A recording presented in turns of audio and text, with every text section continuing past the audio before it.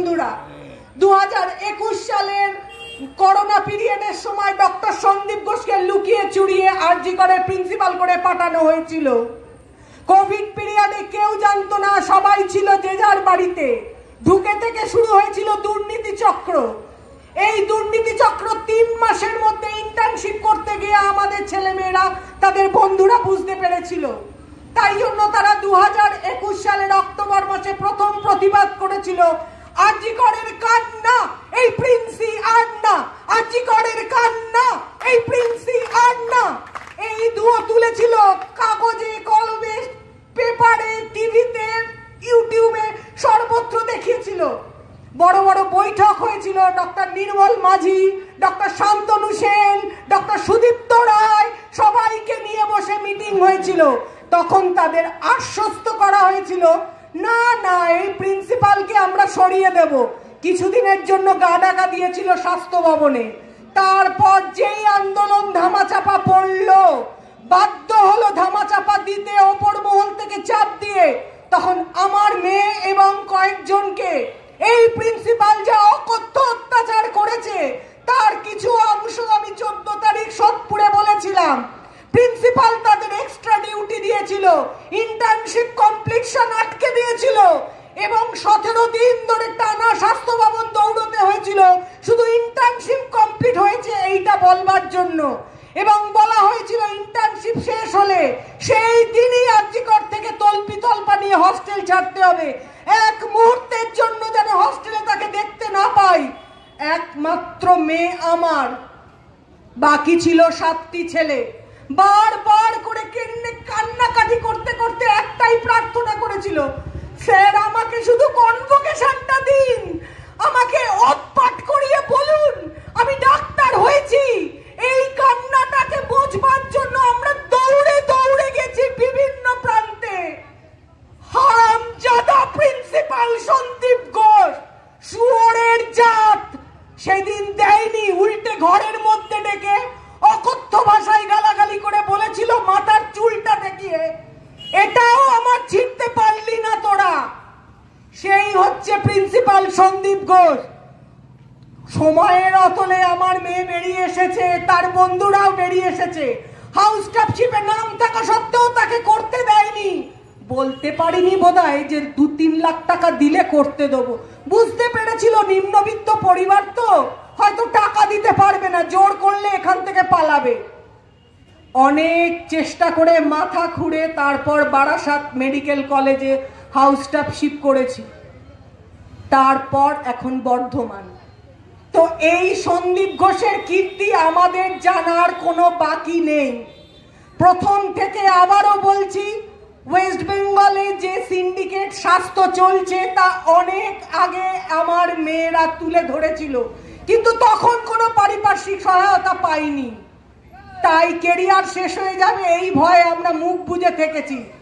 আজ যখন প্রমাণিত হয়েছে সেটা, আমরা যেভাবেই হোক পুলিশের এবং প্রশাসনের শিরদাঁড়াকে সোজা করতে চেষ্টা করব।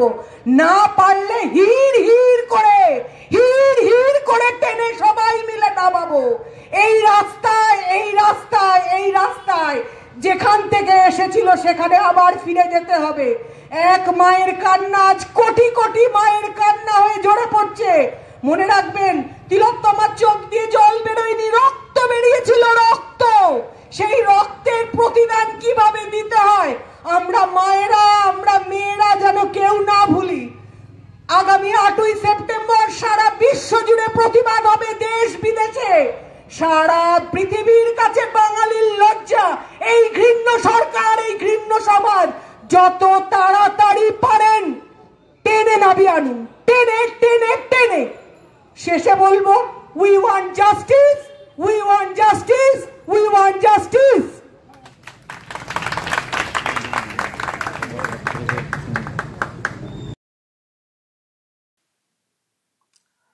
সন্দীপ ঘোষ।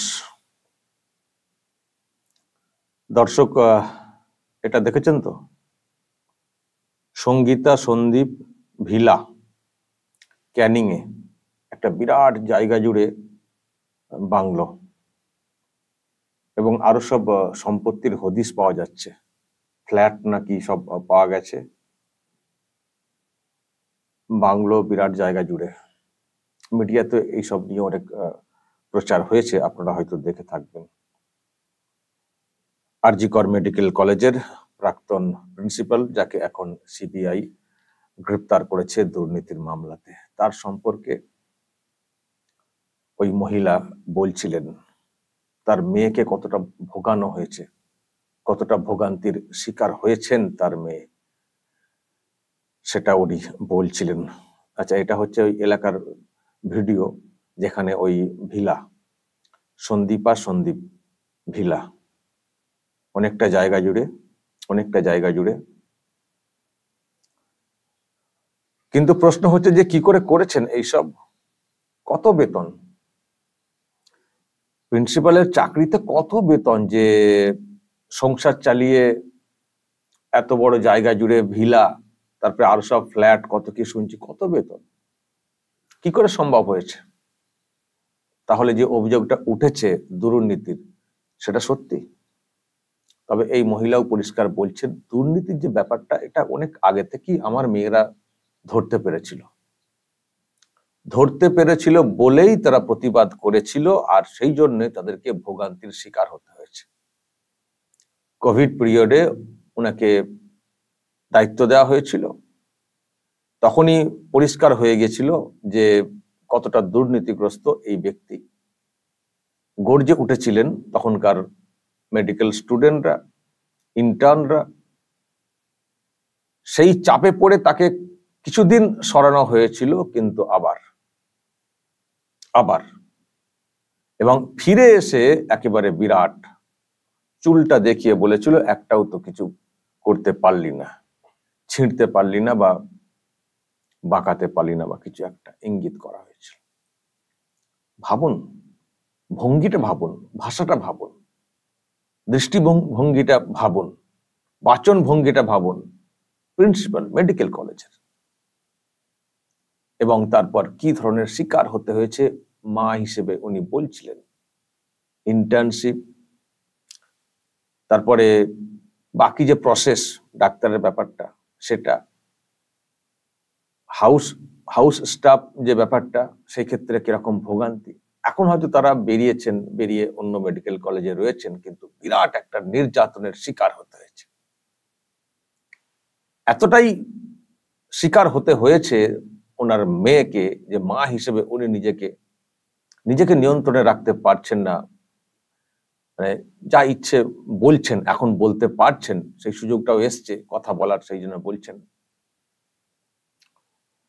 কিন্তু প্রশ্ন হচ্ছে যে এই রকম একটা লোক দুর্নীতিগ্রস্ত, সেই লোকটাকে আর.জি. কর কাণ্ডের মতো এইরকম একটা কাণ্ড যেটা রিসেন্ট ঘটেছে, তারপরেও তাকে কি করে অন্য মেডিকেল কলেজে প্রিন্সিপাল করে পাঠানোর চেষ্টা হয়েছিল? কি করে এই চেষ্টাটা করেছিলেন স্বাস্থ্যমন্ত্রী তথা রাজ্যের মুখ্যমন্ত্রী মমতা বন্দ্যোপাধ্যায়? কি করে?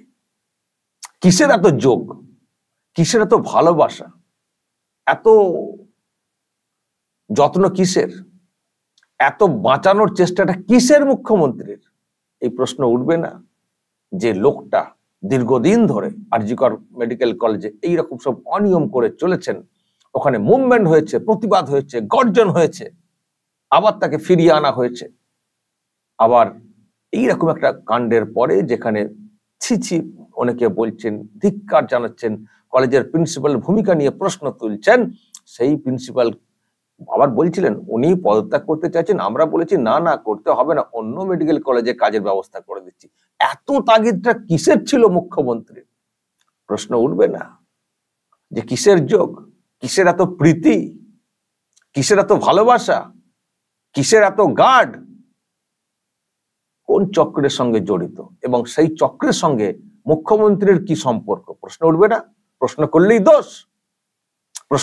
দোষ। এখন যখন সবকিছু সামনে চলে আসছে, এবার কেটে পড়ার ধান্দা। আমি দেখেছি, অনেক ক্ষেত্রে দেখেছি, প্রথমে খুব গার্ড করা হয়, যখনই সব কিছু বেরিয়ে আসতে শুরু হয় তখন সবাই কেটে পড়ার ধান্দা করে, সব কেটে পড়ার ধান্দা করে। এখন কেটে পড়ার ধান্দা হচ্ছে সন্দীপ ঘোষকে দিয়ে। আমরা তো চাই যে সিবিআই যে তদন্তটা করছে, ভালো করে তদন্ত করুক, ভালো করে করুক, কোথায় কোথায় কি লিঙ্ক রয়েছে, কাদের সঙ্গে কি যোগ রয়েছে সেগুলোকে খুঁজে বের করুক, আর দুর্নীতির বহরটা কতটা, বিস্তারটা কতটা, সেটা খুঁজে বের করে যারা যারা যুক্ত সকলকে ধরুক। গতকাল তো সুপ্রিম কোর্টে একটা হিয়ারিং হয়েছে, সন্দীপ ঘোষ এই দুর্নীতি বা এই তদন্ত এইসব নিয়ে একটা হস্তক্ষেপ চেয়েছিলেন সুপ্রিম কোর্টের তরফ থেকে, সেটা হয়নি। সুপ্রিম কোর্ট সে চক্ষু লজ্জার বলে বলুন, আর এই মুভমেন্ট চলছে তার জেরে বলুন, বা আইন মোতাবেক বলুন, সুপ্রিম কোর্টের প্রধান বিচারপতি হস্তক্ষেপ করেননি, ভালো করেছেন। তো ফলে একটা তো সুযোগ তো পাওয়া গেছে তদন্তকে এগিয়ে নিয়ে যাওয়ার ক্ষেত্রে। তো এখন এজেন্সি দ্রুত গতিতে তদন্ত করুক না, কোত্থেকে এইসব ভিলা টিলা বানিয়েছেন, এইসব ভিলাতে কি বা ছিল, এখান থেকে হয়তো তথ্য পাওয়া যাবে, জানি না সময় মতো পৌঁছাতে পেরেছে কিনা, না হলে লোপাট হয়ে যাবে। আর এইসব লোকজনদের দেখবেন, এই যারাই ধরা পড়ছেন তৃণমূল কংগ্রেসের লোক বা ঘনিষ্ঠ লোকজনেরা, তাদেরই দেখবেন তদন্তে নামলেই ভিলা, বাংলো, বান্ধবী, প্রচুর সম্পত্তি, এইসব দেখবেন খোঁজ পাওয়া যাচ্ছে, এইসব দেখবেন খোঁজ পাওয়া যাচ্ছে। তো এই বাংলো খোঁজ পাওয়া গেছে, অপা স্টাইলের বাংলো বলবো, সন্দীপ ভিলা। তো এইগুলো খতিয়ে দেখতে হবে, এবং এই ভিলাতে কারা কারা যেতেন আসতেন সেগুলো দেখতে হবে। এবং এই ভিলা তো উনি বানিয়েছেন, যে টাকা পয়সা পেয়েছেন, কোত্থেকে পেয়েছেন, তার কত অংশ কোথায় পাঠানো হয়েছে, সেটাও ধরে করতে হবে। আমরা সবই বলি করতে হবে, কিন্তু কোথাও কোথাও গিয়ে আমরা আবার হতাশ হয়ে পড়ি, যে করলো কি এজেন্সি, সুযোগ তো পেলো, করলো কি? এজেন্সির দায়িত্ব পায়, দায়িত্ব দেওয়া হয়, কিন্তু এজেন্সির ভূমিকাতে যে আমরা খুব সন্তুষ্ট তা হতে পারি না। যাই হোক, দেখা যাক, আশা রাখছি তবুও যে এজেন্সি অন্তত পক্ষে এদিক দিয়ে ধরার চেষ্টা করবে, মাথা পর্যন্ত পৌঁছানোর চেষ্টা করবে। স্বাস্থ্যের মানে শিক্ষার দিক দিয়ে তো এখনো পৌঁছাতে পারলো না, যদি স্বাস্থ্যের দিক দিয়ে পৌঁছানো যায় চেষ্টা করবে, সে আশাতে রাখি। সময় আমরা এখনো দিতে চাই এজেন্সিকে, দেখা যাক। কিন্তু সুযোগ কিন্তু পেয়েছে, হাত কিন্তু সুপ্রিম কোর্ট এখনো বেঁধে দেয়নি, কিন্তু যে কোনো দিন বেঁধে দিতে পারে। সুতরাং তার মধ্যে কাজটা করে তদন্তটাকে এগিয়ে নিয়ে যেতে হবে। তবে আমি আবারও বলবো দর্শক, এজেন্সি হয়তো চেষ্টা করবে এর মধ্যেও, কিন্তু আমার মনে হয় না ততটা করতে পারবে। কারণ একটা জায়গা থেকে ওনাকে না সরালে কিছু হবে না। আমি যেটা প্রথম থেকে বলে আসছি, যে সব কিছু হবে, কোর্টে বিচার হচ্ছে, এজেন্সি তদন্ত করছে, কিন্তু তারপরেও দেখবেন একটা সময় গিয়ে থেমে যাওয়ার সম্ভাবনাই বেশি। কারণ ওই যে চেয়ারে যিনি বসে রয়েছেন, ওনাকে চেয়ার থেকে না সরালে কোনো তদন্ত, কোনো বিচার নিরপেক্ষভাবে হবে না, সব প্রভাবিত হয়ে যাবে, প্রভাবিত হয়ে যাচ্ছে। তো উনি তো যা মন্তব্য করেন, যা করেন, অতীত অনেকটাই মানে প্রভাবিত হয়ে যায়।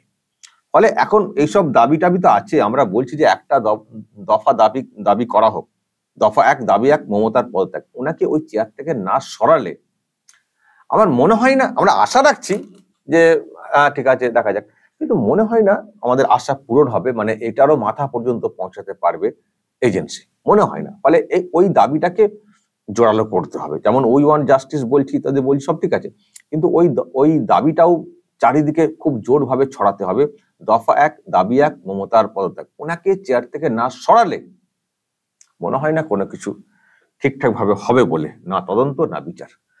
দর্শক বলবেন, এই মহিলার যে বক্তব্য যখন শুনছিলাম গায়ে কাঁটা দিচ্ছিল, এত সুন্দরভাবে বলছিলেন, ব্যাখ্যাগুলো করছিলেন, এবং ওনার ভিতরে যন্ত্রণা, সেটাও আমরা বুঝতে পারছিলাম।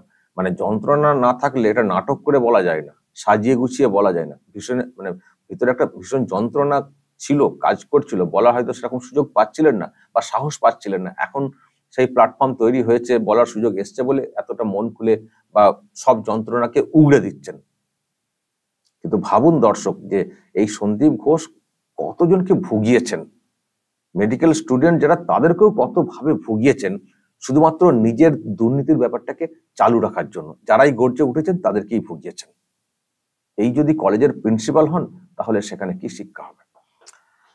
মানে একটা অংশকে তো ভুগিয়েছেন, নিশ্চয়ই আর একটা অংশ সুযোগ নিয়ে না ঠিকঠাক পড়াশোনা করি পাশ করে ডাক্তার হয়ে গেছেন। ওই যে যাদেরকে এখন সাসপেন্ড করা হচ্ছে, দেখছেন তো সব। তার মানে এরকম অনেকে পাস করে চলে গেছেন, মানে শুধু সাসপেন্ড যাদেরকে হয়েছে তারা না, তারাই নন, আরো অনেকে এরকম পাস করে চলে গেছেন। তারা হয়তো ভালো করে পড়াশোনাই করেননি, শুধুমাত্র তেল দিয়ে গেছেন প্রিন্সিপালকে, তারা বেরিয়ে গেছেন। এখন তারা কেমন ডাক্তার হয়েছে, এটা তো ভাবতে হচ্ছে আমাদেরকে, যে তারা তাহলে কেমন ডাক্তার হয়েছেন, যারা প্রিন্সিপালের দুর্নীতিকে প্রশ্রয় দিয়ে পাস করে গেছেন। হয়তো মেধা নেই বা পড়াশোনা সেরকম করেননি, পাস করে গেছেন। এখন তাদের হাতেই আমাদেরকে সঁপে দিতে হবে চিকিৎসা করার জন্য। তো কি হবে চিকিৎসা সেটা আমরা বুঝতে পারছি, এবং কি হচ্ছে সেটা আমরা দেখতে পাচ্ছি। আমি আগেও বলেছি, আমাদের রাজ্যে একটা পরীক্ষা করতে গেলে, ডাক্তার দেখাতে গেলে বলেন অমুকটাকে কেটে বাদ দিতে হবে, সার্জারি করতে হবে। আর ব্যাঙ্গালোরে গিয়ে যখন দেখানো হচ্ছে বলা হচ্ছে কে বলেছে সার্জারি করতে হবে, এতে এই ওষুধটা খেলেই ভালো হয়ে যাবে। হয়েছে না কত উদাহরণ, হার্টের সমস্যা থেকে শুরু করে কত উদাহরণ। আমি তো নিজে গিয়ে ব্যাঙ্গালোরে দেখে এসেছি, বাঙালি ওখানে গিয়ে চিকিৎসা করাতে গেছেন, আমার ক্যামেরাতে বলেছেন আরে আমাকে তো বলা হয়েছিল মানে কলকাতার হাসপাতালে, এমনকি পিজি হাসপাতাল সম্পর্কে প্রশ্ন তোলা হয়েছিল, আমাকে বলা, আমার ছেলের কথা বলা হয়েছিল যে এর নাকি হার্ট কি ফুটো হয়ে গেছে, অমুক তমুক, কি করতে হবে। এখানে এসে বলা হচ্ছে না এরকম কোনো ব্যাপার নয়, তো এরকম কোনো ব্যাপার না, ও এই ওষুধটা খান ভালো হয়ে যাবে, ভালো হয়েও গেছে না। এই তো হবে, কারণ এডুকেশন যদি ঠিকঠাক না হয়, যদি এডুকেশন জায়গাটা ওই রকম হয়ে যায়, তো সেখানে তো এরকম তো হবেই। দর্শক বলবেন যা বলার কমেন্ট বক্সে, নজর রাখবেন আরামবাগ টিভিতে।